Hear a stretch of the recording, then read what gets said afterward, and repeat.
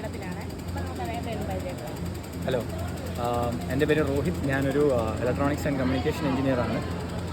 ഞാനിപ്പോൾ ഒരു hi tech farming company നടത്തുകയാണ്. ഹൈഡ്രോപോണിക്സിലൂടെ എങ്ങനെ പ്ലാന്റ്സ് ഗ്രോ ചെയ്ത് നമുക്ക് ഫ്രഷ് വെജിറ്റബിൾസ് കൊടുക്കാൻ പറ്റും എന്നുള്ള ബിസിനസ്സാണ് ഇപ്പോൾ ചെയ്തുകൊണ്ടിരിക്കുന്നത്. ലാഭത്തിലാണ്. ആദ്യത്തെ ഇൻവെസ്റ്റ്മെന്റ് ഇപ്പോൾ ഞങ്ങൾക്ക് ഇപ്പോൾ ഒരു ഓൾമോസ്റ്റ് ഒരു 3 ഇയേഴ്സാണ് നമുക്ക് അതിൻ്റെ ഒരു ഇൻവെസ്റ്റ്മെൻറ്റ് ഇട്ട പൈസ തിരിച്ചു കിട്ടാൻ. എൻ്റെ പേര് രോഹിത്. ഞാനൊരു ഇലക്ട്രോണിക്സ് ആൻഡ് കമ്മ്യൂണിക്കേഷൻ എഞ്ചിനീയറാണ്. എൻ്റെ പാർട്ണറുണ്ട് തൻവീർ അഹമ്മദ്. പുള്ളി ഒരു മറൈൻ എഞ്ചിനീയറാണ്. അപ്പോൾ ഞങ്ങൾ രണ്ടുപേരും കൂടാണ് ഈ കമ്പനി സ്റ്റാർട്ട് ചെയ്തത്. 2019 കമ്പനി തുടങ്ങിയത്. അതിന് മുന്നേ ഒരു 2018 തൊട്ട് നമ്മൾ ഇതിൻ്റെ ഒരു റിസർച്ചും കാര്യങ്ങളൊക്കെ ആയിട്ട് ചെയ്തു പോകുന്നുണ്ട്. അവസാനം 2019 ഒഫീഷ്യലി കമ്പനിയായിട്ട് സ്റ്റാർട്ട് ചെയ്തിട്ട് ഞങ്ങൾ തന്നെ ഇപ്പോൾ വന്നേക്കുന്ന എല്ലാവരും ആക്ച്വലി നോക്കിയാണ് ഹൈഡ്രോപോണിക്സിനെ പറ്റി ഒരു റിസർച്ചൊക്കെ ചെയ്തിട്ടായിരിക്കുമല്ലോ വന്നത്. അപ്പോൾ ഞങ്ങൾ അതുപോലെ തുടങ്ങിയ ടൈമിൽ റിസർച്ചൊക്കെ ചെയ്ത് ഈ പറഞ്ഞ പോലെ ഓൺലൈൻ പല കണ്ടന്റ് ഉണ്ടായിരുന്നു, അല്ലാതെ ഓൺലൈൻ പല ടീംസ് നടത്തുന്ന കോഴ്സും കാര്യങ്ങളൊക്കെ ഉണ്ടായിരുന്നു. അപ്പോൾ അതിലെല്ലാം മെയിൻ നമുക്ക് വന്ന ഒരു ഇഷ്യൂ എന്ന് പറഞ്ഞാൽ ഒന്നും അതിൽ വരുന്ന ഇൻഫർമേഷൻ ഒന്നും കൺസിസ്റ്റൻ്റ് അല്ല.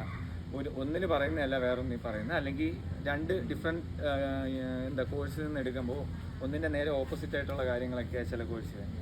അപ്പോൾ അങ്ങനെ ഒരു കൺഫ്യൂഷനൊക്കെ ആയപ്പോൾ ഞങ്ങൾ പിന്നെ ഞാനും എൻ്റെ പാർട്ണർ തൻവീറും കൂടെ ഞങ്ങൾ തന്നെ ഒരു ട്രയൽ ആൻഡ് എറർ ബേസിസിൽ ഒരു റിസർച്ച് പോലെ ചെയ്ത് ഞങ്ങൾ തന്നെ ഒരു മെത്തേഡ് എന്ന് വെച്ചാൽ ഹൈഡ്രോപോണിക്സ് തന്നെ, പക്ഷേ ഞങ്ങൾ തന്നെ പല രീതിയിൽ ട്രയൽ ആൻഡ് എറർ ബേസിസിൽ ചെയ്ത് ആക്ച്വലി ഒരു രീതി മെത്തേഡിൽ കണ്ടുപിടിച്ചു. പിന്നെ കൺസിസ്റ്റൻ്റ് ആയപ്പോൾ ആ മെത്തേഡ് വെച്ച് പിന്നെ ഞങ്ങൾ വർക്ക് ചെയ്ത് തുടങ്ങി. അപ്പോൾ ആദ്യം ഇനിഷ്യലി നമുക്കിവിടെ ശ്രീകാര്യം ചേങ്കോട്ടുകോണം എന്ന് പറഞ്ഞ സ്ഥലമുണ്ട്. അവിടെ ഒരു 1400 സ്ക്വയർ ഫീറ്റ് ഫാം ഞങ്ങൾ തന്നെ സ്വന്തമായിട്ട് ചെയ്തിട്ട് അവിടെ ഒരു ഓൾമോസ്റ്റ് ഒരു 1200 ചെടി ഉണ്ടായിരുന്നു. അപ്പോൾ അത് ഞങ്ങൾ തന്നെ പല ലെറ്റ്യൂസ് അങ്ങനെ പല വെറൈറ്റീസ് എല്ലാം ഗ്രോ ചെയ്ത് ഞങ്ങൾ തന്നെ പാക്ക് ചെയ്ത്, ഞാനും തൻവീർ മാത്രമേ നമ്മൾ തന്നെ പാക്ക് ചെയ്ത് സൂപ്പർ മാർക്കറ്റ്സിൽ കൊണ്ടുവെക്കും. എന്നിട്ട് അങ്ങനെ വെച്ചതിന് ശേഷം അപ്പോൾ ഞങ്ങൾ കൊണ്ടുവെക്കുമ്പോൾ ഈ നോർമൽ ഇതില്ല, കാരണം നമ്മൾ ഈ ഇനീഷ്യലി മുതൽ മുടക്ക് ഇങ്ങനെ ഉള്ളത് കൊണ്ട് നമുക്ക് നോർമൽ പ്രൈസിങ്ങിൽ കൊടുത്താൽ ഫീസിബിൾ ആവത്തില്ല. അപ്പോൾ അങ്ങനെ വന്നപ്പോൾ ഞങ്ങൾ നമ്മുടെ തന്നെ ഒരു ബ്രാൻഡിങ്, ഇപ്പോൾ ഹൈലീഫ് എന്ന് പറഞ്ഞാൽ കമ്പനിയുടെ പേര് അപ്ടൗൺ അർബൻ ഫാംസ് എന്നാണെങ്കിലും Highleaf from uptown urban farms എന്ന് പറഞ്ഞാൽ ഹൈലീഫ് എന്ന് പറഞ്ഞാൽ ബ്രാൻഡിങ് കൊടുത്താണ് പാക്ക് ചെയ്ത് കുറച്ചും കൂടെ ഒരു പ്രീമിയം പ്രോഡക്റ്റ് ആയിട്ട് തന്നെ, കാരണം അന്ന് തന്നെ ഹാർവസ്റ്റ് ചെയ്ത് അന്ന് തന്നെ സൂപ്പർ മാർക്കറ്റിൽ കൊടുക്കുക. നമ്മൾ ഇനിഷ്യലി തുടങ്ങിയപ്പോൾ നമ്മുടെ ഐഡിയ എന്ന് പറഞ്ഞാൽ ഹൈപ്പർ ലോക്കൽ എന്നുള്ള രീതിയാണ്. കാരണം നമ്മുടെ പ്രോഡക്റ്റ് ഏത് സൂപ്പർ മാർക്കറ്റ്സിൽ അവൈലബിൾ ആണെങ്കിലും അത് ഒരു ഓൾമോസ്റ്റ് ഒരു 35 to 40 കിലോമീറ്റർ റേഡിയസിനകത്ത് തന്നെ നമ്മൾ ഗ്രോ ചെയ്തതായിരിക്കും. അത് പോസിബിൾ ആക്കുന്നത് എന്താണ്, ഈ ഹൈഡ്രോപോണിക്സിൻ്റെ ടെക്നോളജി യൂസ് ചെയ്യുന്നതാണ്. ഹൈഡ്രോപോണിക്സിലേക്ക് എങ്ങനെ വന്നെന്ന് ചോദിച്ചാൽ നമുക്കിപ്പോൾ ഈ നല്ല പച്ചക്കറി നമുക്കിപ്പോൾ ഇവിടെ നമ്മുടെ ട്രിവാൻഡ്രത്ത് തന്നെ റിസർച്ച് ചെയ്തപ്പോൾ നമുക്ക് ജനറലി ഓർഗാനിക് എന്ന് പറഞ്ഞ് കൊടുക്കുന്നതിൽ ഓൾമോസ്റ്റ് ഒരു 80% ആക്ച്വലി വലിയ ക്വാളിറ്റി ഉള്ള പ്രോഡക്റ്റ് അല്ല. അപ്പോൾ അങ്ങനെ വന്നപ്പോൾ നമ്മൾ ബേസിക്കലി ചെയ്ത് എന്തുകൊണ്ടാണ് ആ ഇഷ്യൂ എന്ന് പറഞ്ഞപ്പോഴാണ് ലോജിസ്റ്റിക്സ് ആണ് ഇഷ്യൂ. നമ്മുടെ ഇവിടെ അത്രയും കൃഷി ചെയ്യാൻ പറ്റുന്നില്ല. അപ്പോൾ അതുകൊണ്ട് ലോജിസ്റ്റിക്സ് വൈസ് ട്രാൻസ്പോർട്ടേഷനും അതിൻ്റെ സ്റ്റോറേജും കാര്യങ്ങളൊക്കെ വരുന്നതുകൊണ്ടാണ് ഈ പറഞ്ഞ പ്രിസർവേറ്റീവ്സും കാര്യങ്ങളൊക്കെ ആഡ് ചെയ്ത് ഇഷ്യൂ വരുന്നത്. അപ്പോൾ ആ ഇഷ്യൂ സോൾവ് ചെയ്യാൻ എന്താണ്, നമുക്ക് അടുത്തായിട്ട് തന്നെ കൃഷി ചെയ്യണം. അപ്പോൾ അടുത്തായിട്ട് നമ്മുടെ ലോക്കലായിട്ട് തന്നെ കൃഷി ചെയ്യണമെങ്കിൽ ഇത്രയും മാസ് പ്രൊഡക്ഷനായിട്ടുള്ള കൃഷി ചെയ്യാനുള്ള സ്ഥലം അവൈലബിലിറ്റി ഇഷ്യൂ ഉണ്ട്. അങ്ങനെ വന്നപ്പോഴാണ് ഹൈഡ്രോപോണിക്കലി ഗ്രോ ചെയ്യുകയാണെങ്കിൽ നമുക്ക് ഏരിയ എഫിഷ്യൻ്റ് ആയിട്ട് ചെയ്യാം. അതായത് ഇപ്പോൾ നമ്മളൊരു 10 സെൻറ്റിൽ ഗ്രോ ചെയ്ത 10 സെൻറ്റ് നോർമൽ കൃഷിയിൽ നമ്മൾ ചെയ്യുമ്പോൾ അതിൽ നിന്ന് കിട്ടുന്ന ഈൽഡ് നമുക്കിതൊരു അതിൻ്റെ ഒരു 4/1 ഏരിയയിൽ തന്നെ നമുക്കിത് കൃഷി ചെയ്തെടുക്കാം. ആ ഒരു തോട്ടിൽ നിന്നാണ് പിന്നെ കൂടുതൽ ഇതിലേക്ക് ഫോക്കസ് ചെയ്ത് ഈ കോൺസെപ്റ്റിലോട്ട് വന്നത്. അപ്പോൾ നമ്മൾ ബേസിക്കലി ഏത് സൂപ്പർ മാർക്കറ്റിൽ നമ്മുടെ പ്രോഡക്റ്റ് കിട്ടിയാലും ആ പ്രോഡക്റ്റ് ഒരു 35 to 40 കിലോമീറ്റർ റേഡിയസിനകത്ത് തന്നെ ആയിരിക്കും മോസ്റ്റ് പ്രോബബ്ലി കൃഷി ചെയ്തേക്കുന്നത്. രണ്ടാമത്തെ കേസ് ഹാർവസ്റ്റ് ചെയ്തൊരു മാക്സിമം 24 hours തന്നെ ആയിരിക്കും നമ്മുടെ പ്രോഡക്റ്റ് കസ്റ്റമറിന് കിട്ടുന്നത്. പിന്നെ അവർക്ക് അതിനകത്ത് നമ്മൾ കോഡുണ്ട്, ആ കോഡ് സ്കാൻ ചെയ്താൽ തന്നെ അത് എവിടെ നിന്നാണ് കൃഷി ചെയ്തതെന്ന് അറിഞ്ഞ് അവർക്ക് ആ ഫാം വന്ന് കാണുകയും ചെയ്യും. അപ്പോൾ എല്ലാം ട്രാൻസ്പാരൻ്റ് ആയിട്ട് തന്നെ ഇത് കാണും, വേറെ പ്രശ്നമില്ല. അവർക്ക് തന്നെ ധൈര്യമായിട്ട് ഒന്ന് കാണാം എങ്ങനെയാണ് ഉണ്ടാക്കിയെടുക്കുന്നതെന്ന്. അപ്പോൾ ഈ ഒരു കോൺസെപ്റ്റ് ആളുകൾക്ക് അത്രയും വിശ്വാസം ഉണ്ടാക്കുന്ന രീതിയിൽ പുഷ് ചെയ്താണ് നമ്മൾ നമ്മുടെ ബ്രാൻഡിങ് ആക്കിയെടുത്തത്. അത് ആക്ച്വലി ഇപ്പോൾ നമുക്കൊരു ബ്രാൻഡ് നെയിം ആയിട്ട് വന്നിട്ടുണ്ട് നല്ല രീതിയിൽ.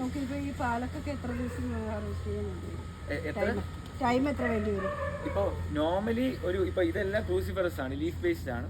ലീഫ് ബേസ്ഡിനെല്ലാം ബേസിക്കലി ഒരു 35 days നമുക്ക് ഫസ്റ്റ് ഹാർവസ്റ്റ് ചെയ്യാം. അതായത് നമ്മൾ സീഡ് മുളയ്ക്കാനിടുന്ന തൊട്ട് ഓൾമോസ്റ്റ് ഒരു 35 days കഴിയുമ്പോൾ നമുക്ക് ഫസ്റ്റ് ഹാർവസ്റ്റ് എടുക്കാൻ പറ്റും. പിന്നെ 2 ടൈപ്പ് ഉണ്ട്, അതായത് വീണ്ടും വരുമ്പോൾ നമുക്ക് മുറിച്ചെടുക്കാവുന്ന ടൈപ്പും ഉണ്ട്, അല്ലാതെ ഒറ്റ ഹാർവസ്റ്റ് പ്ലാന്റ്. ഇപ്പോൾ ലെറ്റ്യൂസ് ഒക്കെ ആണെങ്കിൽ ഒറ്റ പ്ലാന്റാണ്.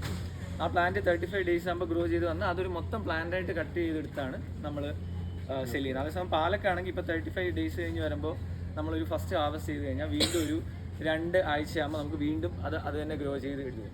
അതൊരു 2.5 മാസം വരെയാണ് ആ സൈക്കിൾ. 2.5 മാസം കഴിയുമ്പോൾ അത് മൊത്തത്തിൽ മാറ്റി നമ്മൾ വീണ്ടും ഒന്നേന്ന് റീസെറ്റ് ചെയ്യും. ഇതാണ് ലീഫ് ബേസ്ഡിൻ്റെ രീതി. പിന്നെ ഫ്രൂട്ട് ബെയറിംഗ് ഉണ്ട്. ഇപ്പം നിങ്ങൾ കാണുന്നതെന്ന് വെച്ചാൽ ഈ NFT സിസ്റ്റം എന്നാണ് പറയുന്നത്, ന്യൂട്രിയൻ ഫിലിം ടെക്നിക്ക് എന്ന് പറഞ്ഞാൽ ഹൈഡ്രോപോണിക്സിനാണ്. ഇത് ഇല ചെടികൾക്കാണ് ബേസിക്കലി കൂടുതൽ നമ്മൾ യൂസ് ചെയ്യുന്നത്. ഇത് തന്നെ നമ്മൾ ഈ ഫ്രൂട്ട് ബെയറിംഗ് ഉണ്ട്, അതായത് cherry tomato, English cucumber, bell pepper, capsicum. അപ്പം അങ്ങനത്തെ വെറൈറ്റീസ് വരുമ്പോൾ നമ്മൾ ഡച്ച് ബക്കറ്റ് എന്ന് പറഞ്ഞ സിസ്റ്റം, ഹൈഡ്രോപോണിക്സ് തന്നെ പക്ഷേ ഡച്ച് ബക്കറ്റ് സിസ്റ്റം, അത് കുറച്ചും കൂടെ ഏരിയ കൂടുതൽ വേണം. ഇപ്പം നമ്മളൊരു ഈ NFT ആണ്, നമുക്കതൊരു 2000 ചെടി ഗ്രോ ചെയ്യാമെങ്കിൽ ഡച്ച് ബക്കറ്റ് സിസ്റ്റം ആണെങ്കിൽ നമുക്കതൊരു 800-900 പറ്റും. അപ്പോൾ ഈ തക്കാളി പോലെയുള്ള ചെടികൾ അങ്ങനെയാണ് നമ്മൾ ഗ്രോ ചെയ്തെടുക്കുന്നത്. ആ സിസ്റ്റം വെച്ചാണ് ഗ്രോ ചെയ്തെടുക്കുന്നത്. അത് നമുക്കിപ്പോൾ കറൻലി പത്തനംതിട്ട ഒരു ജോയിൻറ്റ് വെഞ്ചർ ഫാമുണ്ട്. അപ്പോൾ അവിടെ നമ്മളിപ്പോൾ ഗ്രോ ചെയ്യുന്നുണ്ടായിരുന്നു. ഇപ്പോൾ അതിൻ്റെ സൈക്കിൾ ഇനിയിപ്പോൾ റീസെറ്റ് ചെയ്തുകൊണ്ടിരിക്കുക. ഇനി ഡച്ച് ബക്കറ്റ് എന്തോ പത്തനംതിട്ട ഓമല്ലൂർ എന്ന് പറഞ്ഞത്, അത് വേറെ നമ്മുടെ സ്വന്തം ഫാമല്ല, ജോയിൻറ്റ് വെഞ്ചറാണ്. അവരുടെ ഫാമാണ്, നമ്മളത് മാനേജ് ചെയ്യുന്നത്. എന്താണ് പേരില്ല, ഓമല്ലൂർ. ആ അപ്പോൾ പിന്നെ ഡച്ച് ബക്കറ്റ് നമ്മൾ ഇവിടെ കൂടുതൽ ആദ്യം സ്റ്റാർട്ട് ചെയ്തപ്പോൾ ഡച്ച് ബക്കറ്റ് പ്രിഫർ ചെയ്യാത്തതെന്ന് വെച്ചാൽ ഈ NFT ആകുമ്പോൾ ഞാൻ പറഞ്ഞു 35 ഡേയ്സിൽ നമുക്ക് ഫസ്റ്റ് ഹാർവസ്റ്റ് എടുക്കാം. ഡച്ച് ബക്കറ്റ് ആണെങ്കിൽ നമുക്ക് 3 മാസം ആകുമ്പോഴാണ് ഫസ്റ്റ് ഹാർവസ്റ്റ് എടുക്കാൻ പറ്റും. അപ്പോൾ ആ റിസ്ക് നമ്മൾ എന്തായാലും ബിസിനസ്സായിട്ട് ചെയ്യല്ലേ, അപ്പോൾ ആദ്യം എടുപ്പം അത്രയും കുറഞ്ഞെടുക്കാമെന്ന് പറഞ്ഞാൽ അതാണ് ഇവിടെ കൂടുതൽ ഇങ്ങനെ ഫോക്കസ് ചെയ്യുന്നത്. ലൈഫ് സൈക്കിൾ ഇപ്പം ഞാൻ പറഞ്ഞ 2-2.5 മാസമാണ് പാലക്കിൻ്റെ ഒരു ലൈഫ് സൈക്കിൾ. അപ്പം നമ്മൾ ആ 2.5 മാസത്തിനിടയിൽ 2 വീക്സ് ആയിട്ട് സ്പ്ലിറ്റ് ചെയ്ത് പോവുകയാണെങ്കിൽ അത്രയും പെട്ടെന്ന് നമ്മൾ ഒരു ചെടിയിൽ നിന്ന് എടുക്കുന്നുണ്ട്. അതൊരു 150 to 250 ഗ്രാംസിനിടയിലാണ് ആ റേഞ്ച് വരുന്നത്. അപ്പോൾ അതിൻ്റെ ഇടയിൽ നമ്മളിപ്പോൾ ഒരു ഈസ് ഓഫ് കാൽക്കുലേഷന് വേണ്ടി ചെയ്യുന്നത് ഒരു ടേബിളിൽ നിന്ന് ഇത്ര കവർ, ഒരു കവർ എന്ന് പറഞ്ഞാൽ നമ്മൾ പാലക്കിൻ്റെ ഒരു കവർ എന്ന് പറഞ്ഞാൽ 150 to 180 ഗ്രാംസിനിടയിലാണ് കൊടുക്കുന്നത്. അപ്പോൾ ആ റേഞ്ചിനകത്ത് ഉള്ള കവേഴ്സ് നമുക്കൊരു ഇത്ര കവർ ഒരു ടേബിളിൽ നിന്ന് കിട്ടും ഒരു മാസം എന്നുള്ളൊരു കാൽക്കുലേഷനിലാണ് ഇപ്പോൾ കറൻലി. 1000 സ്ക്വയർ ഫീറ്റിൽ നമുക്ക് എത്ര പ്ലാന്റ് വയ്ക്കാൻ പറ്റും? 1000 സ്ക്വയർ ഫീറ്റിലാണെങ്കിൽ നമുക്കൊരു പോട്ട് 1000 മനസ്സിലായി, ഒരു 1500 നമുക്ക് വേണമെങ്കിൽ കൂടുതലും ക്ലോസ്ലി പാക്ഡ് ആയിട്ട് ചെയ്യാം. പക്ഷേ അതെ 1500 ആണ്. അതെ 1500 ആ റേഞ്ചാണ് അതിൻ്റെ. പക്ഷേ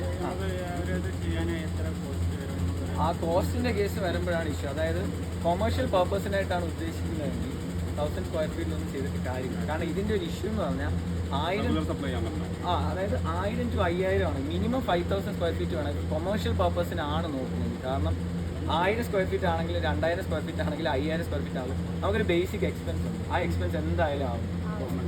അപ്പോൾ 1000 into 5 എന്നുള്ള രീതിയിലല്ല, ആ ബേസിക് എക്സ്പെൻസ് എന്തായാലും ചെയ്യണം.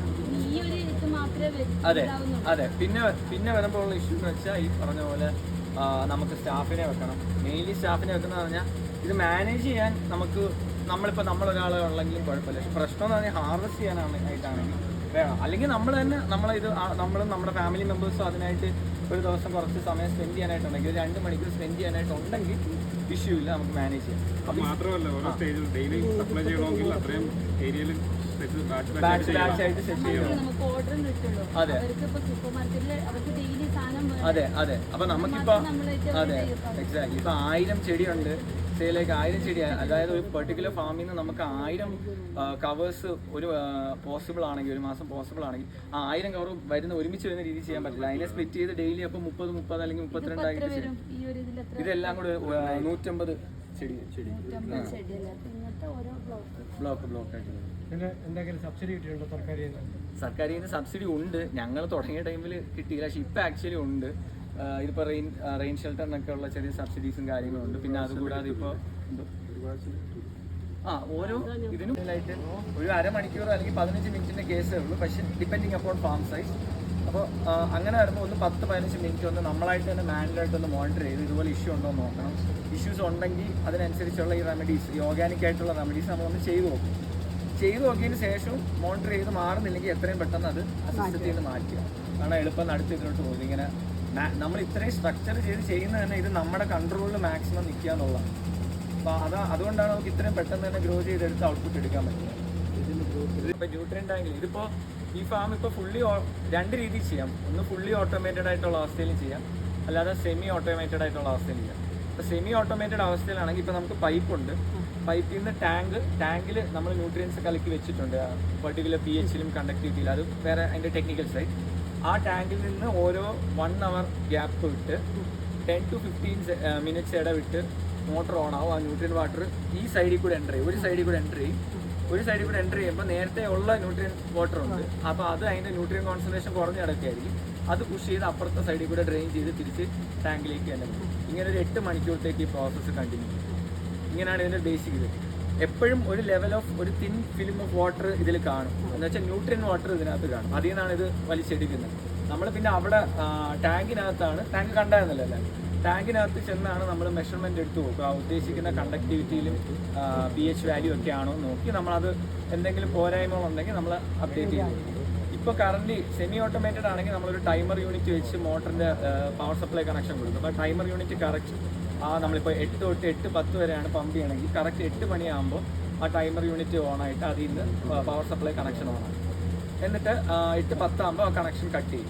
Same thing if fully automated ആണെങ്കിൽ ഈ പറഞ്ഞ പോലെ ഈ ടൈമർ യൂണിറ്റും കാണും, അതിൻ്റെ കൂടെ ഈ ന്യൂട്രിയൻറ്റ് മിക്സ് ചെയ്യുന്നത്. ഇപ്പോൾ സെമി ഓട്ടോമേറ്റഡ് ആണെങ്കിൽ നമ്മൾ മാനുവലായിട്ടാണ് ന്യൂട്രിയൻറ്റ് മിക്സ് ചെയ്യുന്നത്. അതിൻ്റെ സ്ഥാനത്ത് ഫുള്ളി ഓട്ടോമേറ്റഡ് ആണെങ്കിൽ അത് തന്നെ ആ ഡിവൈസ് തന്നെ ഓട്ടോമാറ്റിക്കായിട്ട് pH ഇത് മാറുന്നതിനനുസരിച്ച് അത് അപ്പോൾ ചെയ്ത് മിക്സ് ചെയ്ത് പ്രോപ്പറായിട്ട് അതിൻ്റെ ഡോസിമീറ്റർ എന്ന് പറഞ്ഞൊരു ഡിവൈസാണ് യൂസ് ചെയ്യുന്നത്. ആക്യുറേറ്റ് ആണോ? എന്തോ അത് ആക്യുറേറ്റ്. ഇപ്പം ഞങ്ങൾ ഫ്ലോറിനൊക്കെ